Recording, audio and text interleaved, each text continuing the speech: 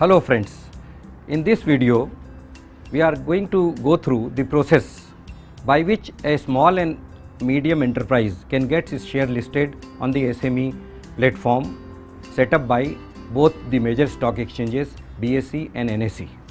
The name of the SME exchange of NSE is Emerge. The name of the BSE is BSE SME exchange. The basic criteria of both the exchanges remains the same, because ultimately the broader guidelines are given by the Security Exchange Board of India, which is applicable to both the stock exchanges. SEBI in the year 2011, by appreciating the special characteristics of small and medium enterprise SMEs, come out with a relaxed guidelines for the listing of their shares on the stock exchanges on the SME platform of the stock exchanges. Now, in 2012, BSE was first to start the SME platform, where in February 2012 the first SME issue was listed. The amount was about 8.25 crores. What is the basic difference between the main board companies and this SME platform companies? Basically, the major relaxation was that in case of a SME company, the offer document is required to be filed and approved by the stock exchanges. Though it is required to be filed with SEBI also, but the approval for the issue will be given by the stock exchange itself. The second one was that, like in case of main board platform, the grading is required, which is now in case of SME it's not required. Now SMEs are known for giving the informations to the people comparatively with the less frequencies. So here also they are expected to file their financials with the stock exchanges once in 6 months, unlike in the main exchange where it is quarterly. So this is also one of the difference. So these were the two major relaxations. Apart from it, several other conditions which have been stipulated in a special chapter 10B in the ICDR guidelines brought in by SEBI.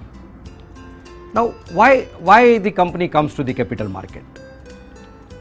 You know, the main reason is to augment your capital, increase your net worth. It also increases your leveraging capacity. It increases your credibility because you are listed on the stock exchange. You have to fulfill certain corporate governance norms. So all these points are required. Secondly, there is a limitation in your own capital.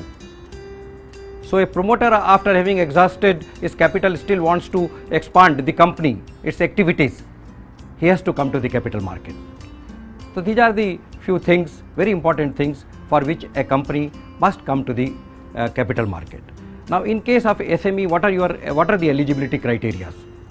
The most important is that the net worth of this company should be minimum 3 crores. The tangible assets should also be minimum 3 crores. And in case of BSE SME platform, the post-issue capital should also be 3 crores. The second and most important condition is that the performance of the company, the profit as calculated under the Companies Act, should be there in at least last 2 of the 3 financial years, completed financial year, audited financial year of the company. But if a company does not fulfill this guideline, this criteria, then the net worth should be minimum 5 crores rupees. So these are the basic criteria. Now a few things more we have to look for a company which is coming to the SME exchange for listing its shares. One important thing in that is that the company should not be a BIFR company. However, if the company has come out of BIFR, it is eligible for listing. Secondly, no winding up petition which has been accepted by the court should be pending against the company. And thirdly, there should not be any regulatory cases pending against the company or the directors of the company. So one has to be very careful while arriving at eligibility to get its share listed on the SME platform. Then there are listing criteria. In case of a listing criteria, the company should have a full-time company secretary. The company's board should comply with the corporate governance norms of having independent directors as per the listing guidelines, and the shares which are issued to the public, the lot size should not be less than 1 lakh rupees. So there are lots size is decided based on the price band. So say a share which is priced up to rupees 14, the lot size will be 10,000, or a share which is priced at rupees 15, the lot size will be 8,000. So it will be 1,20,000. Now why this entry barrier? Why these restrictions? Because the regulators thought that these are smaller companies, do not have much information in the public domain, and that is why a small investor should not get into any kind of trap or investment on the basis of lack of the information or misinformation, and that is why only the HNIs, the institutions, those who can at least buy minimum one lot of above 1 lakh, generally it is between 1 and 2 lakh rupees, should only invest in the small companies. And not only that, the IPO size, IPO lot, even after the trading starts, the lot size remains same, and one has to trade in the same lot size. The good point in case of the SME platform and for the smaller companies is that if they fulfill certain criteria and if they are continuously listed for 2 years, they can get migrated to main board just by passing a special resolutions of the members and fulfilling certain criteria, like the capital, paid up capital should not be less than 10 crore, the market cap should not be less than 25 crore. I mean, these are the conditions as on today. It may change.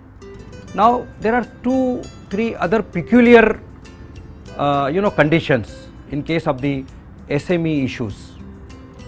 One is that the 100% of the issue should be underwritten.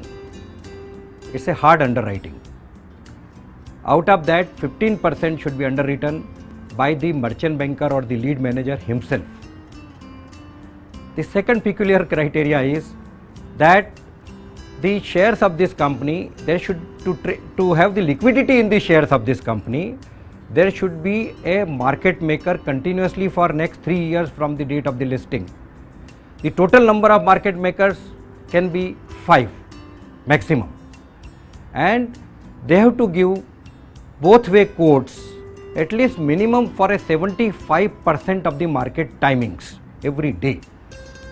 So this makes the shares of these SME companies comparatively liquid, as there is somebody to either buy or sell within that price band which has been permitted. Now one more thing which is applicable to even main board is that the total public issue, total shares issued to public post issue should not be less than 25% of the post issue capital. Now this is a condition which is there for all the companies. There is a special condition for 10% on the main board companies, which is for bigger companies, government companies, subject to SEBI approval. I will not go into that. So I think with this we cover the entire eligibility criteria and the listing criteria of listing the shares by a small and medium enterprise on the SME exchanges of NSE and BSE. Thank you.